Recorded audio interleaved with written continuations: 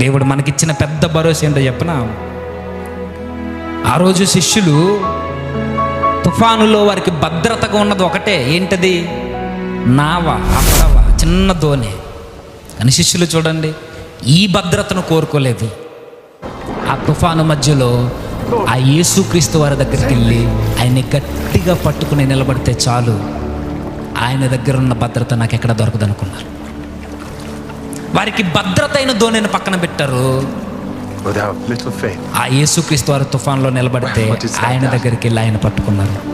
క్రైస్తవ జీవితం అంటే అలాంటిదే. మన గురి అయినప్పుడు ఎన్నో ఇబ్బందులు ఉంటాయి, ఎన్నో ఆటంకాలు వస్తాయి. ఆయన్ని చేరుకోకుండా చేయడానికి సాతానుగాడు ఎన్నో ఉచ్చులు పన్నుతాడు. కానీ నీ భద్రతను నీ స్వనిర్ణయాల్లో వెతుక్కుని, నీ బాధలకు ఉపశమనం ఎక్కడో దొరుకుతుందని వెతుక్కుంటే క్రీస్తుని చేరుకోలేవు. నీ సమస్యలను నువ్వు జయించడానికి ఎక్కడో పరిష్కారం కోసం తిరిగితే ప్రభు నువ్వు చేరుకోలేవు. ఆయన దగ్గరికి వెళ్ళిపోయి ఆయన దృఢంగా పట్టుకొని నిలబడు, నీ బాధలన్నీ నీకు మార్గాలు తెరుస్తాయి. ఎందుకనంటే ఆ రోజు శిష్యుల్ని భయపెట్టిన ఆ తుఫాను, ఆ నీళ్లు ఆ ప్రభువైన యేసుక్రీస్తు పాదాల కింద ఉన్నాయని మనం మర్చిపోవద్దు. వారిని కుదిపేసిన ఆ అలలు, ఆ తరంగాలు, ఆ చీకటి రాత్రుల్లో, ఆ వర్షపు తాకిడికి, ఆ తుఫాను యేసుక్రీస్తు వారి పాదాల చెంత కింద ఉండిపోయిందని మర్చిపోవద్దు. ఆయన అన్నిటికన్నా పైన ఉన్నవాడు, ఈ సృష్టిని ఏలుతున్నవాడు.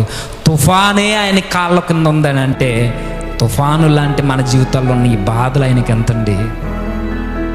ఆయన మన గురి కలిగి ఆయన పట్టుకోవడానికి మనం ఇష్టపడితే మనకి ఎన్ని బాధలున్నా, ఎన్ని కష్టాలున్నా, ఆల్రెడీ మన పాపాన్నే భుజాన్ని వేసుకున్నవాడు మన బాధలు ఆయనకు పెద్ద లెక్క, తీరుస్తాడు. కానీ మన గురి ఆయనే ఉండాలి, ఆయనే గట్టిగా పట్టుకోవాలి.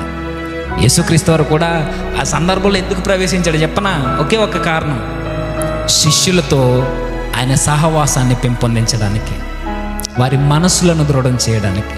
ఒక్కొక్కసారి శ్రమలే సహవాసాన్ని పెంపొందించడానికి ఒక ప్లాట్ఫామ్ అవుతాయి. ఆ రోజు ఆ తుఫానే యేసుక్రీస్తు వారి దగ్గరికి చేర్చడానికి ఆ రోజు వేదిక అయ్యింది. ఈరోజు మన బాధలే, మన కష్టాలే, మన ఆర్థిక ఇబ్బందులే ప్రభువుని చేరుకోవడానికి పూలబాటలు వేస్తాయేమో తెలీదు. ఈ కంగారు అయిపోయి మధ్యలో ప్రభువుని గురి కాదని పేతురుల మధ్యలో గాలికి భయపడి ఎలా అయితే మునిగిపోసాగాడో, మనం కూడా అలాంటి అవిశ్వాసాన్ని కనపరచొద్దు. ఆయన దగ్గరికి వెళ్దాం, ఆయన గట్టిగా పట్టుకుందాం. మన ఆత్మలు ఎవరి కొరకైతే సృష్టింపబడ్డాయో ఆయనతో సాన్నిహిత్యం, సహవాసం కలిగి ఉండడానికి ఇష్టపడదాం. మన బాధల్ని భరించాడు, మన వ్యసనాల్ని భరించాడు, మన కష్టాల్లో కూడా పాలు పంపులు పొందుకుంటాడు ఆయన. ఏం భయపడద్దు. ఒకవేళ శ్రమలున్నా, ఇబ్బందులున్నా దేవుడు మన జీవితాన్ని వదిలేసేవాడు కాదు. మన బాధలను ఆయన బాధలుగా తీసుకుంటాడు. మన దేవుడు మంచి దేవుడు. మన కష్టాలను ఆయన కష్టాలుగా భావిస్తాడు. మన పాపాలను ఆయన మీద వేసుకుని భరించిన వాడు. మన కన్నీళ్లను ఆయన దాచుకుంటాడు, తుడుస్తాడు, మనకు ఆదరణగా నిలబడతాడు. ఆ రోజు పేతురు దోణిలోనికి ప్రభు ఎక్కగానే తుఫాను కనబడలేదు. మరలా అదే ప్రభు నీ జీవితంలోనికి వస్తే బాధలు పోతాయని చెప్పను, కానీ నీ బాధల్లో ఉపశమనం ప్రభు కలిగిస్తాడు. అప్పుల బాధలన్నీ తీరిపోతాయి, కోట్లు వస్తాయని చెప్పలేను, కానీ ఉన్నంతలో నెమ్మది కలిగిన జీవితాన్ని ప్రభు ఇస్తాడు. నిమ్మలమైపోయింది సముద్రం. అప్పటి వరకు కంగారు పెట్టినవన్నీ, ద్వారాలన్నీ మూసుకుపోయి చచ్చిపోతాం అనుకున్న భయంకరమైన పరిస్థితుల్లో నుండి ప్రభు వారి దోణిలోనికి అడుగు పెట్టగానే అన్నీ నిమ్మలమైపోయాయి. అదే ప్రభు మన జీవితాల్లోనికి వస్తే కుటుంబాలు బాగుంటాయి, జీవితాలు బాగుంటాయి, సర్వస్వం బాగుంటుంది. అయిపోయిన తర్వాత ఆయనతో సహవాసంలో ఉంటాం జీవితం ముగిస్తున్న తర్వాత. ఎందుకన్నా ఏం కావాలని మనకి?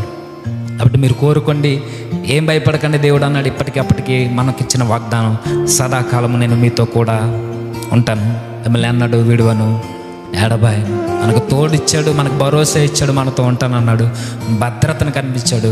ఆయన్ని గట్టిగా పట్టుకోండి. ఆయన గురిగా నువ్వు బ్రతుకుతున్నప్పుడు నీకున్న శ్రమ కనబడదు, బాధ కనబడదు. కొన్ని ఇబ్బందులు ఉన్నప్పటికీ వాటన్నిటిని నువ్వు దాటుకుంటూ పోతున్నప్పుడు ఇవే పూల పాన్పులు అయిపోతాయి. నీళ్లు దృఢంగా మారినప్పుడు పేతురు కాళ్ళ కింద మన శ్రమలు మనకు మార్గాలు తెరుస్తాయి. నమ్మకం ఉంచండి, జీవితాలు బాగుంటాయి. ప్రార్థన చేద్దాం.